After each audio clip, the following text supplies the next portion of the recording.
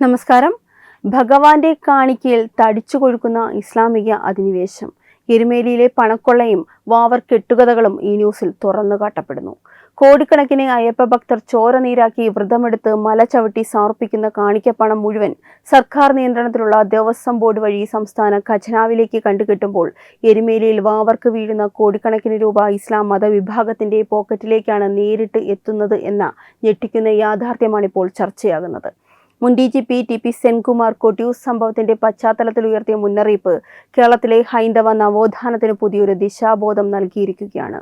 ശബരിമലയിൽ ദേവസ്വം ബോർഡിന് ലഭിക്കുന്ന വരുമാനം പൊതുഖജനാവിലേക്ക് പോകുമ്പോൾ വാവർ നടയിൽ വരുന്ന പണം മുഴുവൻ ചിലർ സ്വന്തമാക്കുകയാണെന്നും ഇനിയൊരു വാവരെ കൂടി സൃഷ്ടിക്കാനുള്ള അവസരം മുളയിലെ നുള്ളിക്കളയണമെന്നുമുള്ള അദ്ദേഹത്തിന്റെ വാക്കുകൾ ഹിന്ദുവേട്ടയ്ക്കെതിരെയുള്ള ശക്തമായ രാഷ്ട്രീയ തിരിച്ചടിയുടെ തുടക്കമാണ്.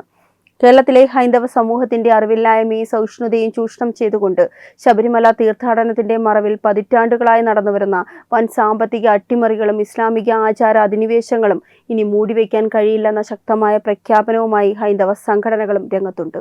ശബരിമല തീർത്ഥാടനത്തിന്റെ പ്രധാന ഇടത്താവളമായ എരുമേലിയിൽ കാലങ്ങളായി തുടരുന്ന വലിയൊരു ഇസ്ലാമിക സാമ്പത്തിക കൊള്ളയുടെ കഥകളാണിപ്പോൾ പുറത്തുവരുന്നത്.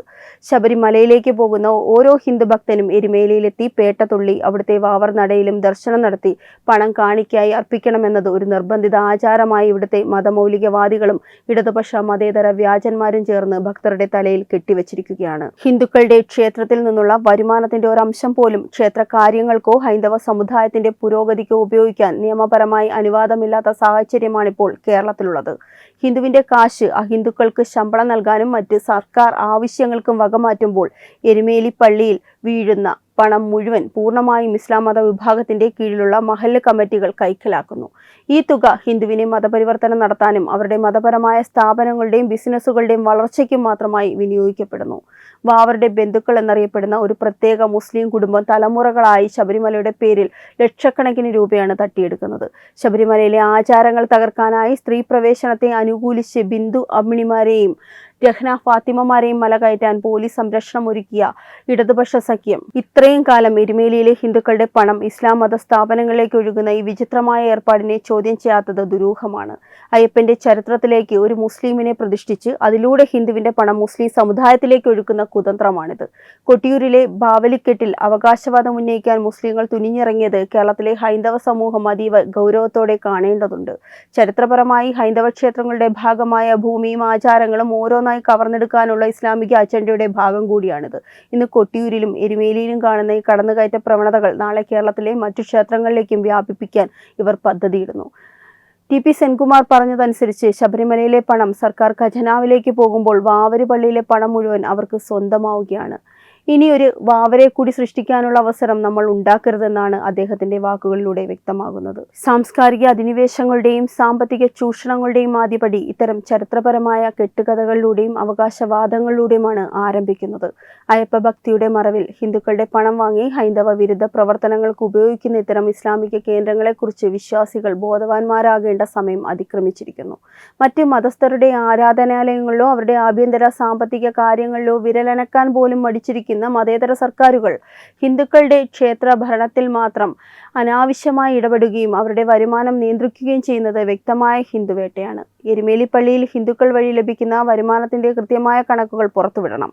വാവർ നടയിൽ ലഭിക്കുന്ന പണം ക്ഷേത്ര വികസനത്തിന് മാത്രമായി ഉപയോഗിക്കണം. അത് ഇസ്ലാമിക സംഘടനകൾക്ക് വിട്ടു നൽകാൻ കഴിയുകയുമില്ല.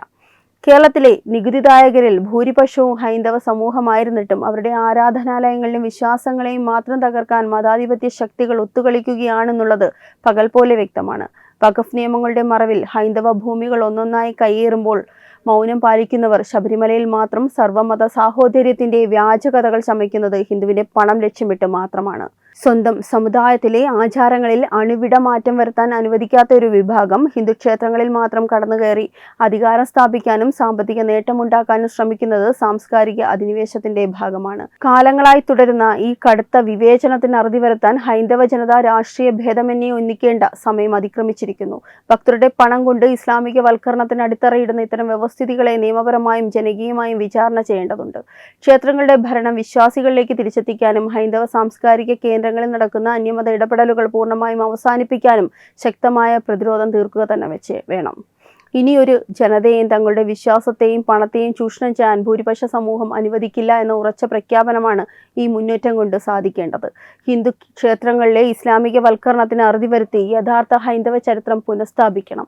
ഹൈന്ദവ ക്ഷേത്രങ്ങളുടെ തനതായ പുരാണ ചരിത്രത്തെയും ശാസ്ത്രീയമായ ആചാര പദ്ധതികളെയും ബോധപൂർവം വികലമാക്കാനും തമസ്കരിക്കാനുമാണ് വാവർ ബന്ധുത്വത്തിന്റെ പേരിൽ ഇപ്പോൾ വലിയ രീതിയിൽ ശ്രമം നടക്കുന്നത്. സ്വാമി അയ്യപ്പന്റെ ആത്മീയ സങ്കല്പങ്ങളെയും ചരിത്രപരമായ യുദ്ധതന്ത്രങ്ങളെയും പാടെ മറച്ചുവെച്ചുകൊണ്ട് ഹൈന്ദവ സനാതന ധർമ്മവുമായി യാതൊരു ആചാരപരവുമായി ബന്ധവുമില്ലാത്ത ഒരു വിഭാഗത്തെ ക്ഷേത്ര സംസ്കാരത്തിന്റെ മധ്യത്തിലേക്ക് പ്രതിഷ്ഠിക്കാൻ ശ്രമിക്കുന്നത് വരും തലമുറയെ തെറ്റിദ്ധരിപ്പിക്കാനുള്ള ആസൂത്രിതമായ നീക്കമാണ്. ലോകത്ത് മറ്റൊരു മതവിഭാഗങ്ങളിലും തങ്ങളുടെ ആരാധനാലയങ്ങളിലോ ആചാരങ്ങളിലോ ഇത്തരമൊരു കടന്നുകയറ്റത്തിന് അനുവാദം നൽകില്ല എന്നിരിക്കെ ഹിന്ദുക്കളുടെ സഹിഷ്ണുതയെ മാത്രം ഇവിടെ ചൂഷണം ചെയ്യുകയാണ്.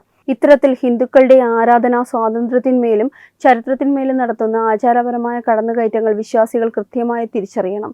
ആചാരങ്ങളുടെ മറവിൽ നടക്കുന്ന ഈ കടുത്ത ചരിത്രപരമായ അട്ടിമറിക്കെതിരെ താഴെത്തട്ടിൽ ശക്തമായ പ്രതിരോധവും ബോധവൽക്കരണവും ആവശ്യമാണ്.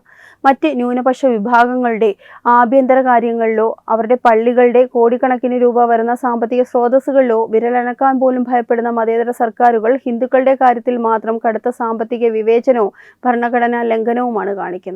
വഖഫ് ബോർഡിന്റെ ഭീകരമായ ഭൂമി കയ്യേറ്റങ്ങൾക്കെതിരെയും നിയമവിരുദ്ധമായ സ്വത്ത് സമ്പാദനത്തിനെതിരെയും പൂർണ്ണമായും കണ്ണടയ്ക്കുന്ന ഭരണകൂടം ഭക്തരായ ഹിന്ദുക്കൾ സമർപ്പിക്കുന്ന കോടിക്കണക്കിന് രൂപ അന്യമതസ്ഥരുടെ പോക്കറ്റിലേക്കും അവരുടെ മതപരമായ ആവശ്യങ്ങൾക്കുമായി ഒഴുകുന്നത് തടയാനായി ഒന്നും ചെയ്യുന്നില്ല. ഹിന്ദുക്കളുടെ പണം വാങ്ങി മതേതരത്വം പ്രസംഗിക്കുകയും ആ പണം കൊണ്ട് ഇസ്ലാമിക വൽക്കരണത്തിന് മൗനാനുവാദം നൽകുകയും ചെയ്യുന്ന ഈ ഇരട്ടത്താപ്പ് ഭൂരിപക്ഷ സമൂഹത്തോടുള്ള പരസ്യമായ വെല്ലുവിളിയാണെന്നും ക്ഷേത്രങ്ങളുടെ വരുമാനത്തിന്മേലുള്ള രാഷ്ട്രീയ മതപരമായ ഇത്തരം അധിനിവേശങ്ങൾ പൂർണ്ണമായും അവസാനിപ്പിക്കാൻ തെരുവിലും നിയമസഭകളിലും ശക്തമായ പോരാട്ടങ്ങൾ ഊർജിതമാക്കണമെന്നും ഹൈന്ദവ സംഘടനകൾ മുന്നറിയിപ്പ് നൽകുന്നു.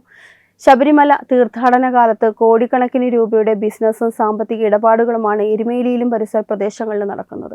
എന്നാൽ ഇതിന്റെയെല്ലാം യഥാർത്ഥ ഗുണഭോക്താക്കൾ ആരാണെന്നുള്ളത് പരിശോധിച്ചാൽ ഭൂരിപക്ഷവും ഇസ്ലാം മതവിഭാഗത്തിൽപ്പെട്ടവരാണ് എന്നുള്ളത് കാണാം. തീർത്ഥാടനത്തിന്റെ മറവിൽ തദ്ദേശീയമായ വ്യാപാര സ്ഥാപനങ്ങളും താൽക്കാലിക വിപണികളും കുത്തകകളാക്കി വെച്ചിരിക്കുന്ന ഇവർ ഹൈന്ദവ ഭക്തരിൽ നിന്ന് പരമാവധി സാമ്പത്തിക ലാഭം കൊയ്യുകയും ആ തുക മുഴുവൻ തങ്ങളുടെ സമുദായത്തിന്റെ സാമ്പത്തിക അടിത്തറ ശക്തമാകാൻ ഉപയോഗിക്കുകയും ചെയ്യുന്നു. ഒരു വശത്ത് അയ്യപ്പ ഭക്തരെ വെറും ഉപഭോക്താക്കളായി മാത്രം കണ്ട് പിഴിയുകയും മറുഭാഗത്ത് അവരുടെ വിശ്വാസങ്ങളെയും ആചാരങ്ങളും നിരന്തരമായി പരിഹസിക്കുകയും ചെയ്യുന്ന ഈ ക്രൂരമായ വിരോധാഭാസം ഇനി അനുവദിച്ചു കൊടുക്കാൻ കഴിയില്ല. ഹൈന്ദവ ഭക്തരുടെ പണം ഹിന്ദു സമൂഹത്തിന്റെ തന്നെ സാമ്പത്തിക സ്രോതസ്സുകളിലേക്കും ക്ഷേത്ര സംരക്ഷണത്തിലേക്കും മാത്രം തിരിച്ചെത്തുന്ന രീതിയിൽ കടുത്ത സാമ്പത്തിക ബഹിഷ്കരണവും നിയന്ത്രണവും കൊണ്ടുവരേണ്ടത് ഹൈന്ദവ ജനതയുടെ നിലനിൽപ്പിന് തന്നെ അനിവാര്യമായി മാറിയിരിക്കുകയാണ്. ഹൈന്ദവ വിശ്വാസങ്ങളെയും കേന്ദ്രങ്ങളെയും അടിച്ചമർത്താനും അവരുടെ ചരിത്രത്തെ വളച്ചൊടിച്ച് സാമ്പത്തിക നേട്ടമുണ്ടാക്കാനും കൊള്ളയടിക്കാനും ശ്രമിക്കുന്ന മുസ്ലിം സമുദായത്തിലെ തീവ്രവാദ നിലപാടുകൾക്കെതിരെ ശക്തമായ നിലപാടുകളുമായി ഹൈന്ദവ സമൂഹം ഒന്നിക്കുന്നു. ഇനി ഒരു വാവർ പോലും ഹിന്ദുവിന്റെ ചെലവിൽ വളരാൻ അനുവദിക്കില്ല എന്ന ദൃഢനിശ്ചയത്തിലാണ് ഹൈന്ദവ കേരളം. വെബ് ഡെസ്ക് തത്വമൈ ന്യൂസ്.